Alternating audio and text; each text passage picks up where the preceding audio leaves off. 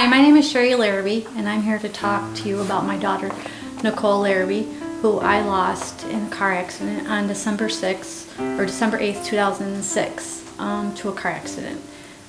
She was 17 years old, and her and I were just the best of friends. It happened one morning on our way to school, and it was slippery. It was the first snowfall of the year, and with her being a new driver, I think that kind of helped to cause the accident.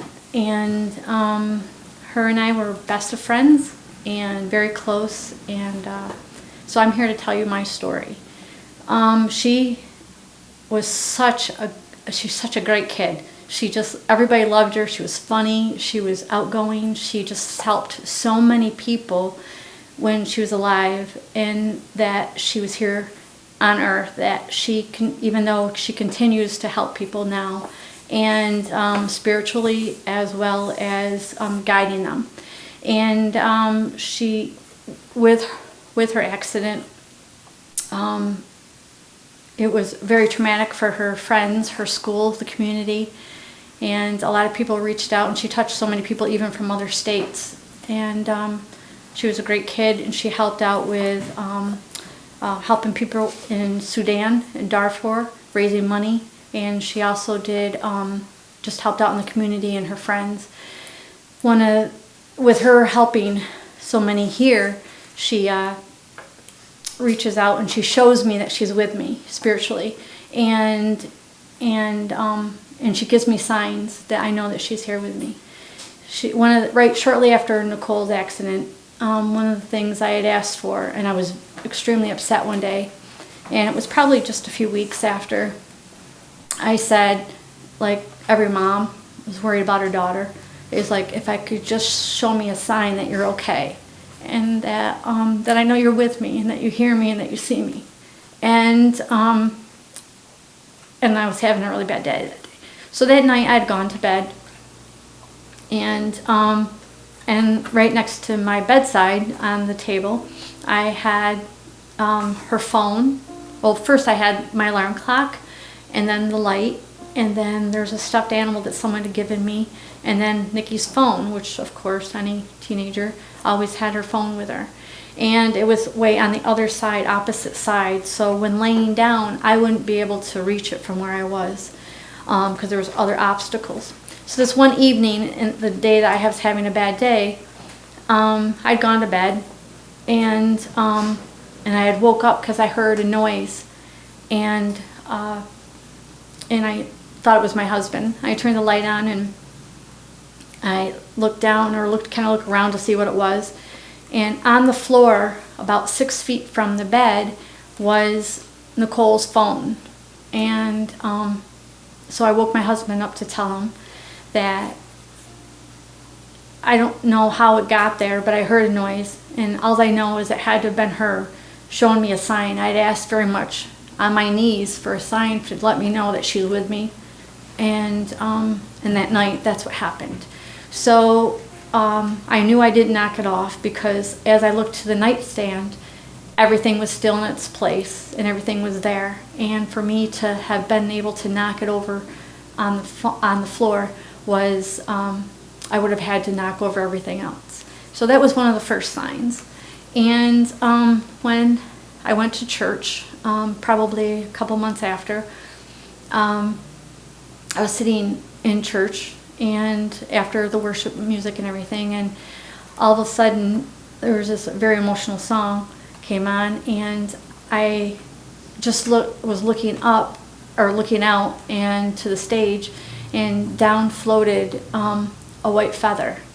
And as I was looking around, and I just had slowly reached out and grabbed it, and I still have it to this day. And my pastor had saw me do that, and had come over and asked me what I was doing, and I had told him that out of the blue, a white feather had come down, and he said that that means there's angels near you, or around you. And so he had asked me to go up to stage to tell everybody else in the church what had happened. Well, while I was up there, talking to him. Now, mind you, it was probably about 15 feet away from where I was, that I originally got the first feather. And I was up on stage, and as I was telling the story, all of a sudden I looked up and there was another feather coming down. So it wasn't in the same location, and I just reached out and I said, and here's another one. So, and oftentimes I get feathers out of the blue. And in fact, I just got one just recently. I had gotten my sweatshirt out of the closet and was thinking about Nikki, and my husband was standing there next to me, and I said, and he had just laid down, it was laying down to take a nap, and I put my sweatshirt down and went to go get a turtleneck to wear underneath. And as I turned around, I looked down, and there was a white feather laying on my sweatshirt. And I said to my husband, oh my God, look, this just happened, and it just appeared. But there's many times that I get feathers out of the blue, or they show up, and which also lets me know that she's around. And many times I get butterflies. And also my dog, Molly, is very sensitive. She's been Nikki's dog as well as my dog, the two of us. And she's close to both of us. Well, the day of Nikki's accident, we came home after going to the hospital, and it had been a long day, and we'd come home, and I opened up the door, and I heard my dog just crying, screaming, like just this god-awful sound that an animal makes when they're hurting so bad, or they're hurt. And I ran in, and nobody had been at the house. And I ran in, and she was she's little Lhasa, and she was on the top of the couch in the back. And she wouldn't stop screaming and crying. And finally I got down on my hands and knees and I said, Molly, it's mommy, it's mommy. And she jumped down and was nose to nose with me, and she was still crying. And that happened the day after I calmed her down. The next day, we had to go to the funeral home to make arrangements for Nicole. And when we came back, she did it again. Molly did it again. And I believe that Nicole, after her accident, she came to the house. I know dogs are very sensitive, and babies are very sensitive, but I believe that Molly knew, and she knew what happened, and because not only those 2 times happened, it happened several other times. It happened again. We had to go to Nikki's school as she was a senior, and we had to empty out her locker. And when we came back that day from the school, Molly did it again. Now, mind you, she's never ever done it before, and she was 4 years old at the time. Never ever done it before, never heard her done it before. She did it again that day after school. Then, about a week after that, we went to, we had to clean out Nicole's car. And so we went to where the car was to clean it out. Then we came back home, and Molly did it again. And all those times, like I said before, she never did it before, and she really only has done it a couple times after that. And the couple times that she's done that are the times that it has something to do with Nicole. Isn't that such a great feeling when you... It's tremendous feeling, and it's to know that her and Molly still have that connection, and they still see each other, and that Molly knows she's there. And there's many times where Molly will, at the house, will still just like go up to something, or a count in the corner, or just start looking at, and just staring there. And I know, and I always, and it just gives you goosebumps, because I know that somebody's there. And one of the times that I found another feather was Nicole was, like I said, was a senior, and she had just been accepted at the Art Institute of Pittsburgh, and for graphic design, and we had made plans to go. We couldn't go in November. We were going to go on her break. We were going to make plans to go in February or March to her break. So just a couple years ago, I went to Pittsburgh in hopes to see just like where she would have gone. I wanted to commit to going because I knew that that was something that meant important to her. So I went, and that was another time that after going through the whole school and coming out, I found a feather. And so I knew that she was with me. And there's just been so much that she has still helped people and to guide people. And one of the things is with losing Nicole, I realized and how relationships are so important, and that you're only here for a short period of time and you got to make the most of it. And so when I hear that, I still keep in touch with all her friends and then some, and their parents, and a lot of times they'll reach out. Well, many times I tell the parents and the children sitting there that really stop and think about the situation, and is it really worth arguing over, or is it really worth straining your relationship or fighting about? And because I would give anything to have Nicole here with me, anything. And one of the moms said to me several times after I had told them that, said to me, we thought of you last week. And I said, you did? And she said, yeah, we thought of Nicole because we got into an argument and I remembered what you said. And I stopped right in the middle and said, you know, what we're fighting about is trivial and it doesn't mean anything, because Sherie would give anything to have Nicole here to even just argue with. And so she's making a dent today, and people stop and think about her and before they do things, or and parents are as well. But not only that, for driving, I caution new drivers to be careful. I also just make the most of your life and share the memories and make memories, because those are what keeps me going every single day. And when I remember something, I smile. And the best advice I can give to somebody as a parent is to don't worry about going through their stuff afterwards. If you want to leave their room the same, or if you want to just pack it up. We moved about 1.5 years after Nicole's accident, and I packed her room up and said, someday when I feel I'm ready, I'll do it. And one of the things is that to this day, I still have not done it. I'm getting there because I just recently started going through trying to make a scrapbook of just sorting out pictures for each person to make a scrapbook. And one of the things is, it took me, and it'll be 8 years this December, it's taken me 8 years to go through some pictures. So grieving and loss it's individualized. You do what's best for you, what's in your heart, and what you can handle. And I know that looking through the pictures and is a big step.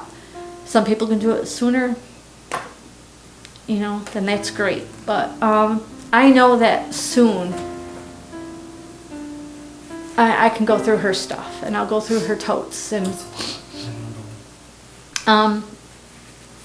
going through that's tough because it brings back memories and brings back times, happy times, as well as it's times that I feel that I've lost, that I have been,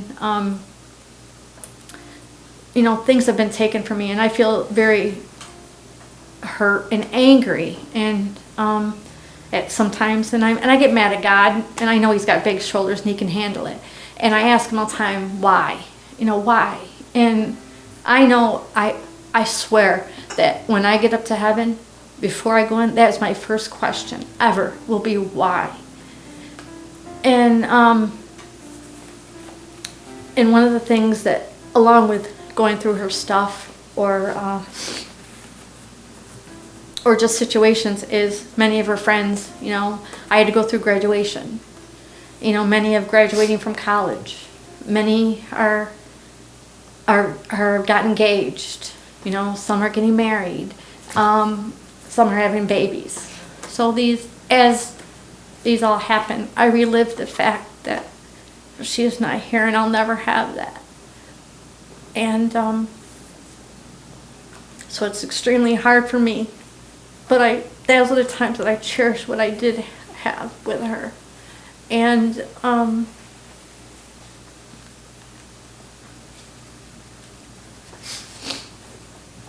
and I know that one day we'll be together again.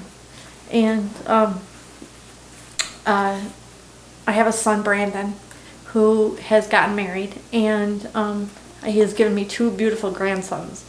Mm-hmm. And Nicholas, who was named after Nicole, and then Benjamin. And I explain to Brandon and Katie very often that these 2 boys fill the void that I have in my life. And that will always, there's a spot in my heart that will always be there, and will always, and I can't fill it. And but I every day, if I can just say to some person that, as hard as it is, because parents shouldn't have to lose a child. They shouldn't have to bury a child. And if I could tell you one thing, is that is to cherish every day and to make memories, and because those will help you every day when you wake up. And I ask for signs all the time that if there's certain circumstances that I have to go to or around. And many of her friends will tell me, and she's such a beautiful spirit. She comes to people all the time, and like through Beth Lynch, and she has helped so many and has guided them and is there for them and showed them signs. In fact, my friend, one of Nikki's friends, sent me a picture that someone had taken, and it actually showed Nikki behind her, and actually you could see it, and it was the most fascinating thing ever. It was just beautiful, and I was like, oh my God, look at this. And when I'm with my grandsons, and I wanted to tell Beth that as I was looking back last year at I had taken the boys to like a harvest festival, and one of the things was that as looking back on the pictures, and you hear often people say about orbs, and you see them in pictures, or you see them you know what I mean, like in stuff that you've looked at, you know, or whatever. And as I was looking at the pictures, so many pictures that I've taken of the boys, there was an orb close by to them. And as I was looking at it, and it happened on several pictures, but then it wasn't there. Like if I've taken more than one picture of them standing next to the reindeer, then it was just kind of really pretty cool. And I don't know, it's just pretty awesome to know that our loved ones will show us and bring us stuff to let us know that they're always walking with us. And smells, it's just amazing. Like with my mom, losing my mom, and my mom was a smoker, and she knew I hated smoking. And very often, many a times, my husband's even smelt it, is I came in the house a few months back, and I don't allow smoking in my house.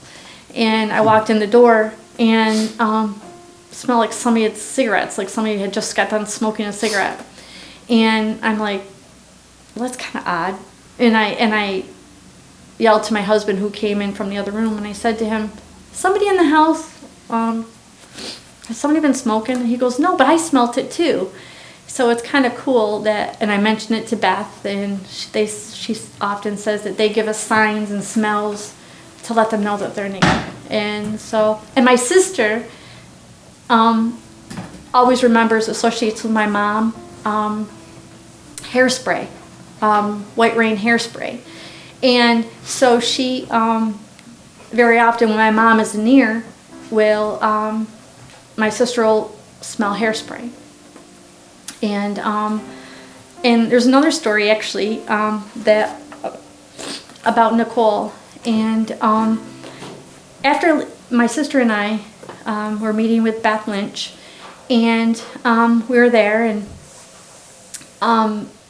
Nicole came to us and was sitting there, and my sister was talking about how do other family members pick up some of the characteristics that the person that we lost has, and like drawing and so forth. My sister said that her little girl never drew before or liked to draw, and all of a sudden one day came down and made this beautiful butterfly and said that Nikki showed it to her. And that night we were sitting there talking, and Beth said to my sister, I see Nikki showing us water, like somebody pouring a bucket of water over somebody's head. And my sister, it didn't mean nothing to my sister. And as we're talking, she said to my sister, or to both of us, she said, does your brother Troy not believe? And we had said that he's skeptical. And she says, well, Nikki's showing him dropping something and basically saying, oh shit, with his hands up, going and looking down. And Beth said, did your brother drop anything or lose anything? And we're like, doesn't mean anything to us. And then so that night, and then that same time she said, Nicole's like showing her a palm tree with a beach and things like that. And I said, well, my son and my daughter-in-law were in Florida at the time. And then Beth said, you do realize that she can be in more than one place at a time. And at that time I didn't know. Well, after we had left Beth and we were finished, we had left Beth and I had taken my sister home.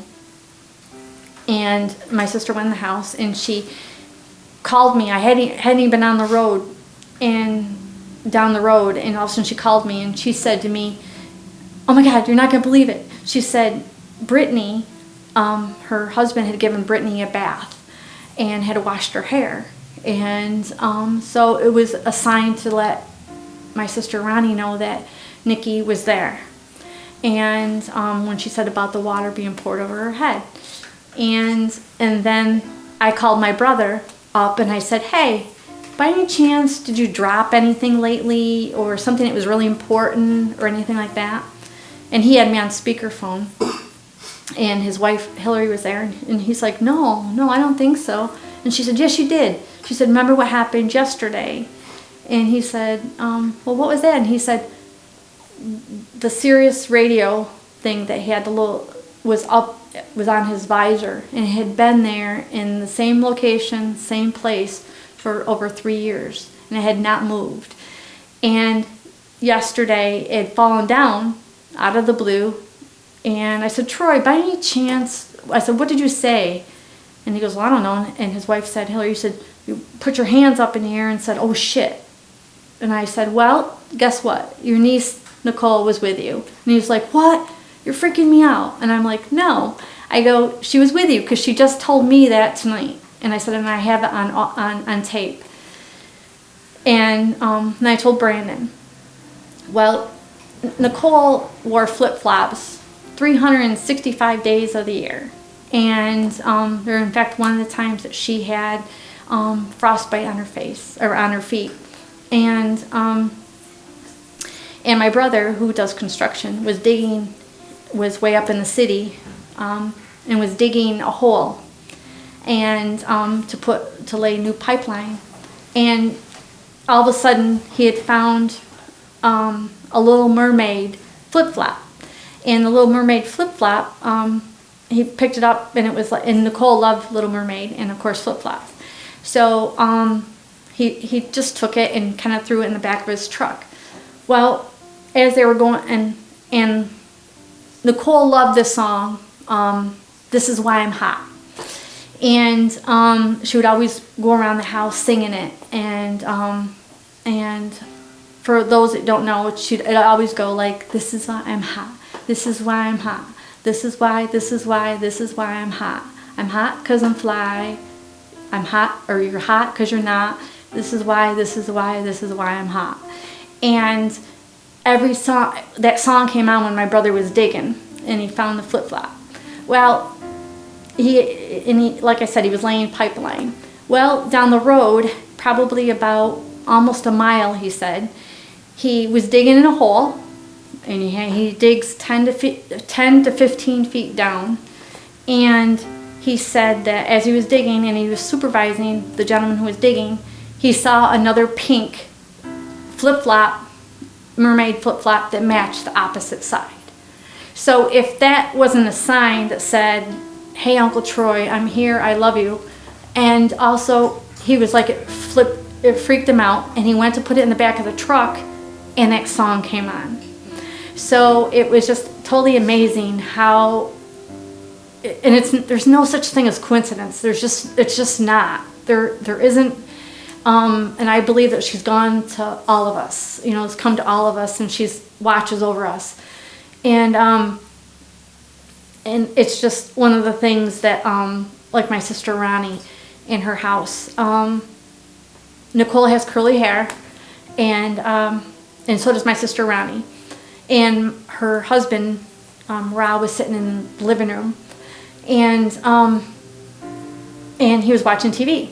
Well, he was really into the story, and all of a sudden he said he heard somebody come down the stairs, walked right in front of him, went into their bedroom door and shut the door, went into the bedroom and shut the door. A few minutes later, Ronnie came down the stairs and crossed in front of him, and he's like, wait a minute, didn't you just come down and just came across? And she's like, no, I'm right here. This is the first time I come down. And he goes, I'm not kidding you. I just saw somebody cross in. They had jeans and a hoodie, just like you have on. And it crossed in front of me, went into the bedroom and shut the door. And that was another example. And my little niece Brittany was in her room, and she was painting her toenails, and she was probably about 8 or 9. And my sister came in the door and said to her, or came in and said, hey Brittany, what are you doing? And she was like, I'm painting my toes. And so my sister sat on the bed and was watching, and she says, oh, Mom, you're so rude. And she's like, why am I rude? She says, you didn't even say anything to Nikki. And my sister stopped and said, looked around and said, well, where's Nikki? And she said, she's sitting right here next to me. She's doing her nails too.